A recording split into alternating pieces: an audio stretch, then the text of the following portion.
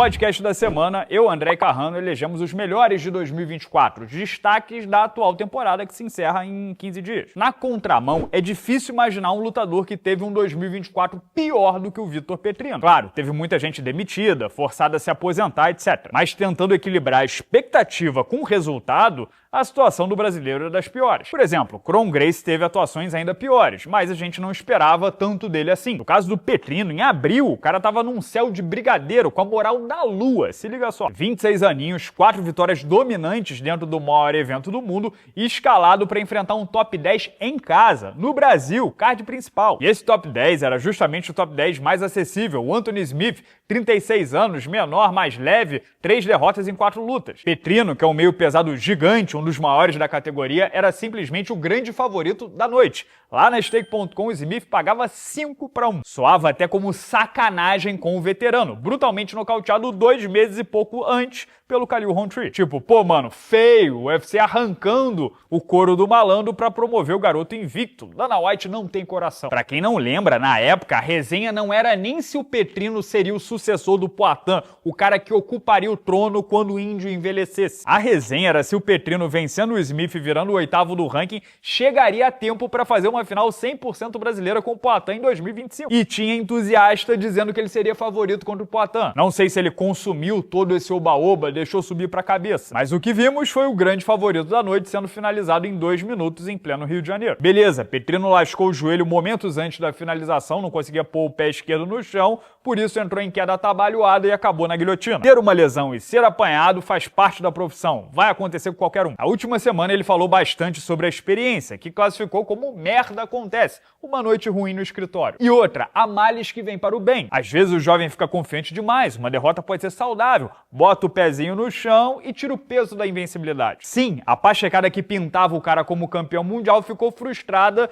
e cornetou a beça na net. Pra piorar, o Smith ainda levou 2 cacetes em sequência, um inclusive para um peso médio e deve se aposentar. Mas a maioria entendeu que foi uma fatalidade, um vacilo. Petrino, com a cabeça no lugar, seguia com o exato mesmo potencial. Claro, psicologicamente falando, nunca é fácil lidar com tamanha quebra de expectativa. Tem lutador que fica preso àquela ilusão do cartel perfeito e quando descobre que não é super-homem, desaba. Repito, na primeira derrota, o Petrino não foi totalmente subjugado, superado por ninguém. Ele foi apanhado. E o UFC ainda foi bacana com ele. Deu tempo ao tempo, 7 meses de descanso para o cara se recuperar física e psicologicamente. Para completar, na volta, o casou com o adversário demissionário, porque Dustin Jacob, beirando os 37 anos, vinha de 4 derrotas em 5 lutas. Tava com o pé pra fora já. As odds lá na Stake.com de novo botavam o Petrino como um dos grandes favoritos da noite. Jacob pagava 4-1 no sábado. E de novo deu zebra. Se na penúltima rodada o mineiro foi finalizado numa bobeira, dessa vez ele caiu no seu ponto forte, a trocação. Essa frase que acabei de dizer soa pior do que realmente foi. Na real, Petrino trocou de igual para igual com um striker top de linha, né, que disputou o cinturão dos médios no Glory, inclusive. A luta disputada 100% em pé tava 1-1 e para mim,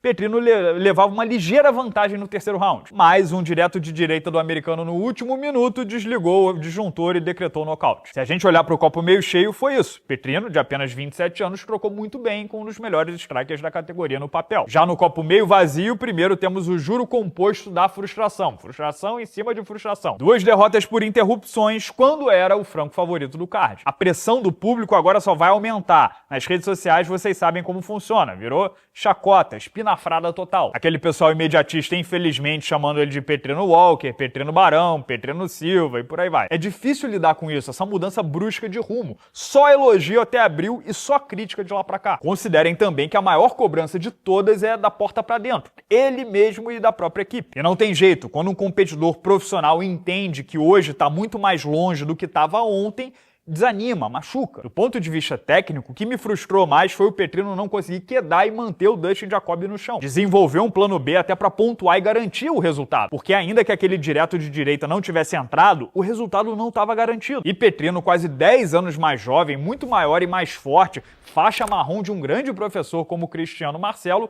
foi obrigado a trocar na força do adversário. Isso quer dizer que o cara flopou? Já era? Não era quem a gente imaginava e não terá um futuro glorioso no esporte? Claro que que não. Resultado por resultado, Rafael dos Anjos, Charles do Bronx e Glover Teixeira, só para citar 3 brasileiros, foram campeões mundiais depois de terem perdido 2 seguidas em algum ponto da carreira. E o caso do Charles é o mais extremo, porque isso aconteceu 2 vezes. Primeiro ele foi nocauteado pelo Cub Swanson e depois dominado pelo Frank Edgar. 3 anos depois foi finalizado pelo Anthony Pettis e pelo Ricardo Lamas no mesmo calendário fiscal para 5 anos depois virar o melhor peso leve do mundo. Às vezes a maturação, a assimilação de todas as técnicas trabalhadas na academia leva mais tempo para um do que para outros, é normal. Então que é possível dar a volta por cima, é. Por outro lado, a montanha a ser escalada ficou ainda maior, é inegável. Lidar com as próprias incertezas, a galhofa do público e a pressão de saber que a próxima luta pode ser a última no UFC é complicado. Entre parênteses, pode ser a última porque 3 derrotas seguidas significa demissão ou não renovação de contrato para a maioria. Muito mais pessoas sucumbem nessa situação do que viram campeões do mundo, né? Glover, Charles e dos Anjos são exceções. O meu ponto é que a batalha no momento é 100% psicológica, porque os fundamentos do Petrino permanecem iguais. Ó, ele é fisicamente prendado, é basicamente um peso pesado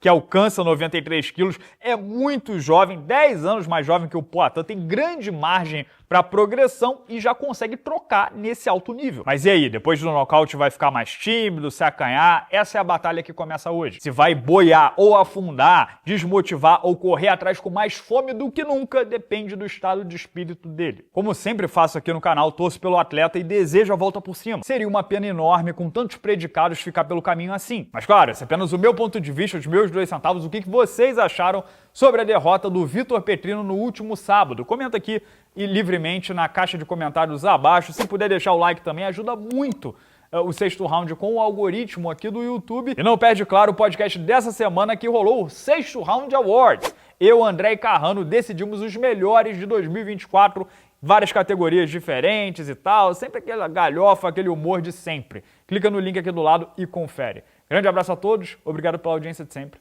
e até amanhã.